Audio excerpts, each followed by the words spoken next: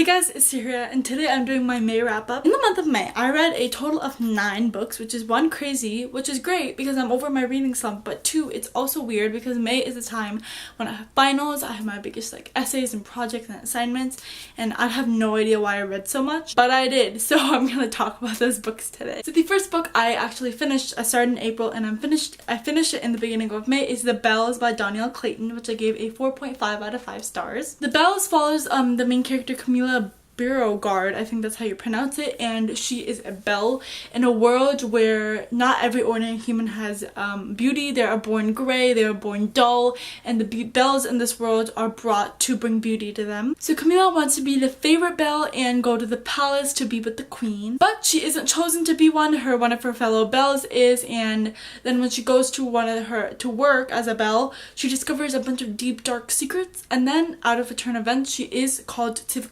castle to be favorite belle, and now she's discovering even more dark things related to the princess, the queen, and a bunch of dark secrets. This book, I absolutely loved it. I went in not expecting at all to love it because I don't know, I thought it would be like a fun, lighthearted read, but it was pretty thought-provoking at times in terms of talking about beauty and what society deems as beautiful and stuff like that. And it's fascinating because in that world, every day or every week there's a new beauty trend. Like one day it might be dark skin, another week it might be light skin. It'd be different every day. I just loved the world, the writing, the book, the design is beautiful. There's a pink map in the front, which I absolutely loved, and I was just blown away by the whole book, and I really enjoyed it, and I can't wait for book 2 because I know it's going to be so amazing. The second book I read in the month of May was Dear Martin by Nick Stone, which I gave a 5 out of 5 stars. Dear Martin follows the main character Justice McAllister, who is an African-American kid, and he is on his way to go to an Ivy League school, but one night he is handcuffed by a police officer for trying to help someone. He is let go, but that situation rattles him and it leaves him thinking about so many things. The Dear Martin, the title comes from that he starts a journal with Martin Luther King Jr.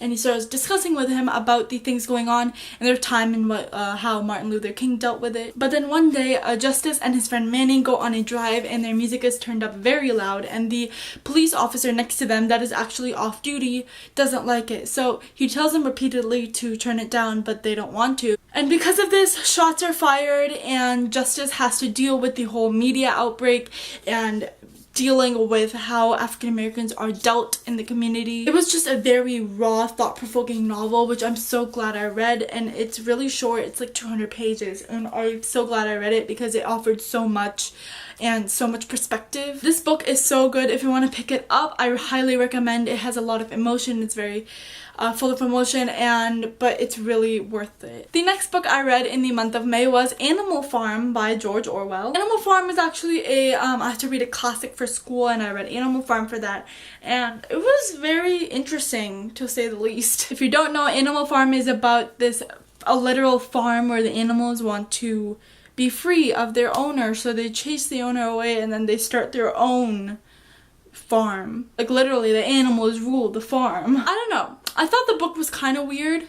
It was interesting in some aspects because it talked about the whole totalitarianism and stuff like that, but it was weird sometimes. But I like the aspect of how when the animals came to rule, it wasn't all perfect. There was a lot of flaws.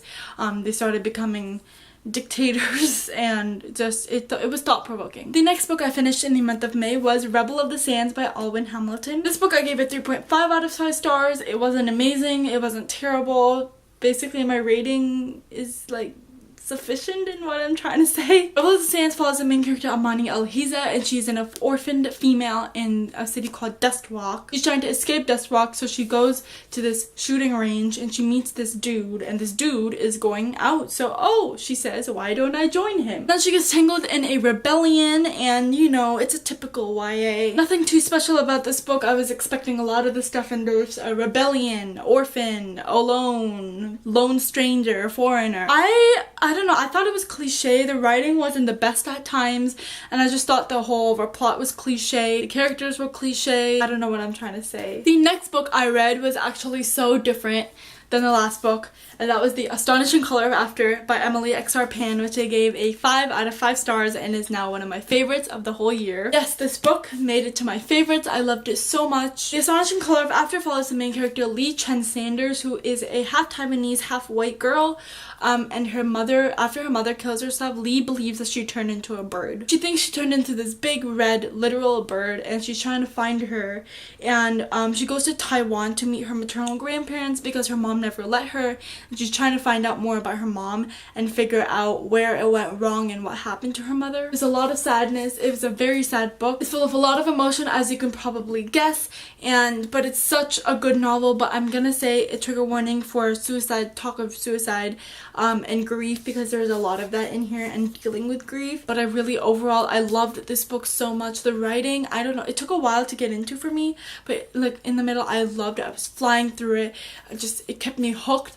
It was just emotion after one page after another. I highly recommend you pick it up if you can read it. The next book I actually read for school, and that is To Kill a Mockingbird by Harper Lee. This is a classic everyone knows about. Everyone has probably read it in school, and I'm no different. I just read it. I really liked it. I read it a few years ago because my mom said it was really good, but I didn't enjoy it as much. But this time I read it all the way through and I really enjoyed it. I love Atticus and their whole family because they live in a time of a lot of racism. This fresh perspective gave this hope. At times it was brutally honest about the way the world at that time dealt with racism and stuff like that, but I don't know, it's a really popular book. I'm pretty sure you've read it. If you're watching this, I'm pretty sure you've read it, but I don't know, I really enjoyed it. The final books I read in the month of May were The Illuminae Files by Amy Kaufman and Jay Kristoff, with Illuminae, Gemina, and Obsidio. I've read Illuminae and Gemina before, but I was just rereading them because I wanted to get a refresher, yes, that's the word, on the series before I read Obsidio, and I'm really glad I did because I fell in love with the whole series over again. I love the series so much. It's so unique, as I've said before.